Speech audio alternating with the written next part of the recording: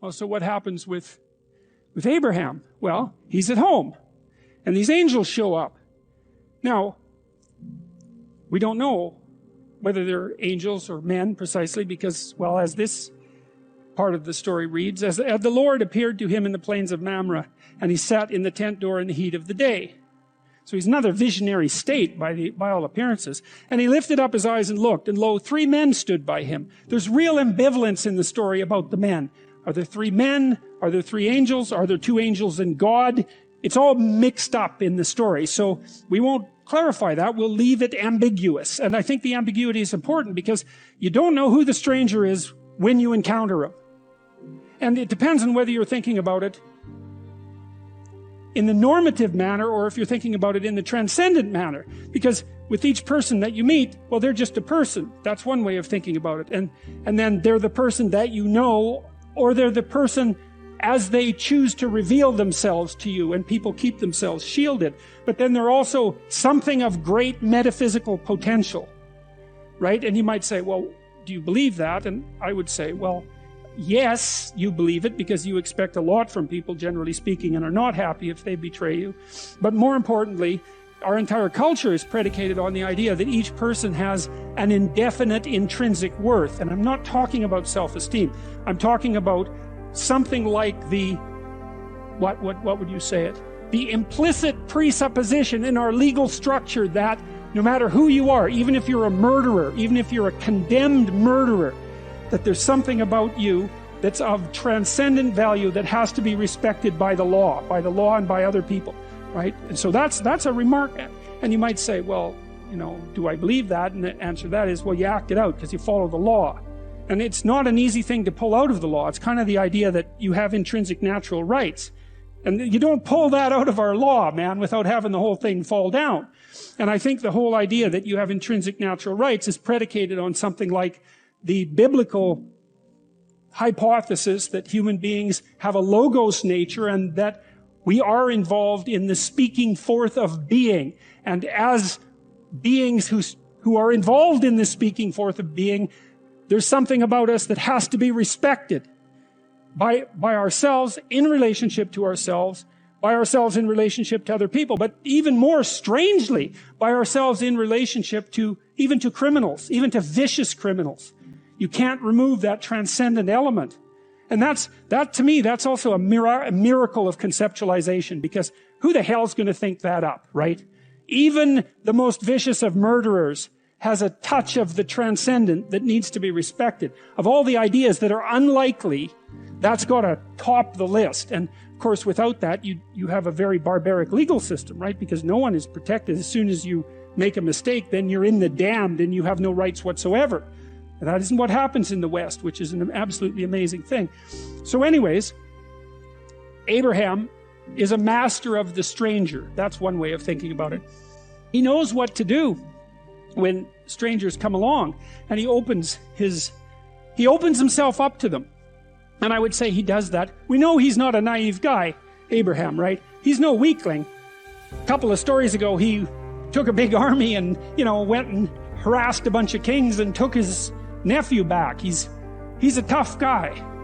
And so if strangers show up and he welcomes them, it's not because he couldn't do otherwise.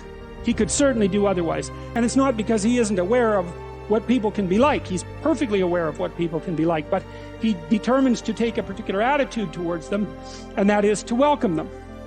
And why would you do that? And I think the answer to that is you hold out your hand in trust to someone and you evoke the best from them if that's there to be given.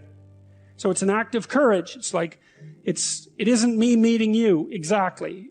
Not exactly. It's more like the transcendent part of me making a gesture that allows the transcendent part of you to step forward. And that happens all the time. It happens all the time in normative discourse. You know this perfectly well, because sometimes you can have a real casual conversation with someone that just goes nowhere, right? It's just shallow as can be. Or now and then you can actually make contact with someone, right? And you're both, I would say, enlightened and ennobled by the conversation. And that's we would call that a deep conversation for some reason, because we made a deep connection. Whatever that means. It means, well, it certainly means that it's not shallow. we're not sure about what these metaphor means, but it means that it reaches deep inside of you. It's something like that. You make direct person-to-person contact. And those sorts of conversations are replenishing. That's the right way to think about it. They genuinely are. And I think that's because they provide you with that bread that's not material bread. And that's the information that you need to thrive and to put yourself together. People think that the purpose of memory is to remember the past. And that's not the purpose of memory. The purpose of memory is to extract out from the past lessons to structure the future. And that's the purpose of personal memory. And so you're done with a memory when you've extracted out the information that you can use to guide yourself properly in the future. So if you have a traumatic memory, for example, that's really obsessing you, if you analyze that memory to the point where you figured out how you put yourself at risk and you can determine how you might avoid that in the future, then the emotion associated with that goes away. So memory has a very pragmatic function.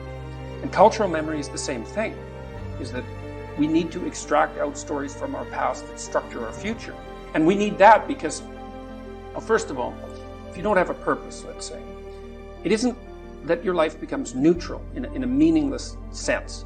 It's that your life becomes characterized by unbearable suffering, because the baseline condition of life is something like unbearable suffering. And what you have to set against that is a noble and worthwhile purpose. And hopefully your determination of that purpose is buttressed to some degree by the wisdom of the past, because you can't conjure something like that up on your own. And if you provide people with nobility of purpose, then they can tolerate the suffering of existence without becoming entirely corrupted by it. And cultures that don't do that, it isn't even so much that they die, it's that cultures that don't do that are dead.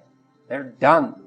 They don't have a story anymore. They don't have a call to adventure. And then everyone suffers stupidly as a consequence. It's a very bad thing. So Churchill made the same observation that many of the great psychologists and philosophers made in the early part of the 20th century. It's like, bring the story forward and propagate it and make it the most noble possible story. And then you motivate people to transcend themselves, which they need to do.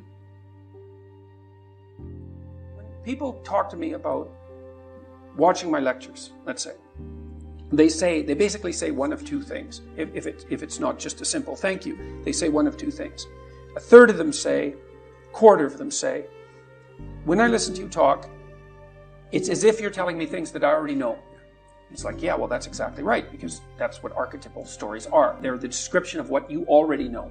But that can be articulated, and then who you are and how you see yourself and the way you describe yourself all become the same thing. So that's wonderful. Then you're not at odds with yourself, and then you're a functioning unity, and that makes you much stronger and more indomitable than you would otherwise be. And then the other thing that people say, and this is more like 3/4 of them, is that they say, I was in a very dark place, I was addicted, I was drinking too much, I had a fragmented relationship with my fiancée, and I wasn't getting married, things weren't going very well with my family, my relationship with my father was damaged, I didn't have any aim, I was wasting my time, some variant of that, some combination of those. And they said, well, I've been watching your lectures, I've decided to establish a purpose, I'm trying to tell the truth, and things are way better. And so, let's say I've done maybe 8 or 9 large-scale public talks in the last 2 months, so that's probably 20,000 people, and about half of them, a third to half of them have stayed afterwards to talk to me, so that's about 7,000 people who have said that to me. And then people stop me on the street all the time and tell me exactly that story, which is just wonderful. Like, you can't imagine how good it is to be able to go to places you've never been and to have people stop you on the street spontaneously and say, look, my life is way better than it was. It's like, it's so good. And I've got 35,000 letters from people since last August. It's more than that. I can't keep track of them. And it's exactly the same thing. Like a quarter of them say, well, you've given me the words to say what I already knew was true. And thank you for that. I can see that in the audience. It's so interesting because I can lay out a story. People go like this and say, they're doing that all the time. It's like the lights are going on. And that's there's almost nothing better than that, to watch lights go on when you're talking to people. It's like, that's just absolutely fantastic. But to get this response from people, my father's about 80. I put him in charge of going through my viewer email. which is an overwhelming job, but we've had discussions about this constantly. He's overwhelmed by the fact that so many people are writing and saying the same thing. It's like, well, I have a purpose, man. My life actually matters. I finally realized that, and I'm putting it into practice. I'm bearing up under the heaviest load I can imagine, and it's really helping. It's like, God. And that's tens of thousands of responses now. So it's you couldn't hope for anything better than that. There's zero harm in it, right? It's just people putting their lives together. They're not mucking about with other people. They're not trying to make broad-scale social transformations about which they have no idea. They're trying to make their immediate environment better. And it's working. It's like, great. A journalist asked me why people are responding so positively to what I'm saying. The young men, for example. And I thought, why? Yeah, that's a good question. He says, well, I'm actually on their side. I'm really happy that they're not wasting their lives. I'm really sad to see that people are disenchanted and nihilistic and depressed and anxious and aimless and perverse and vengeful and all of those things. It's terrible. And then to see people question whether that's necessary and then to start to rise out of it. It's like, it's so fun. Like last night I was after my talk, it's overwhelming.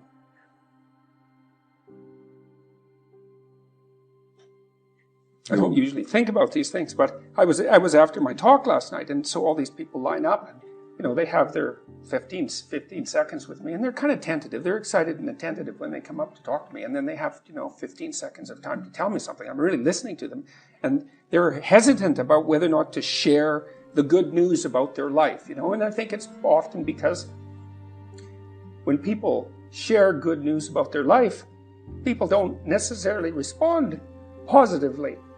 They don't get encouragement.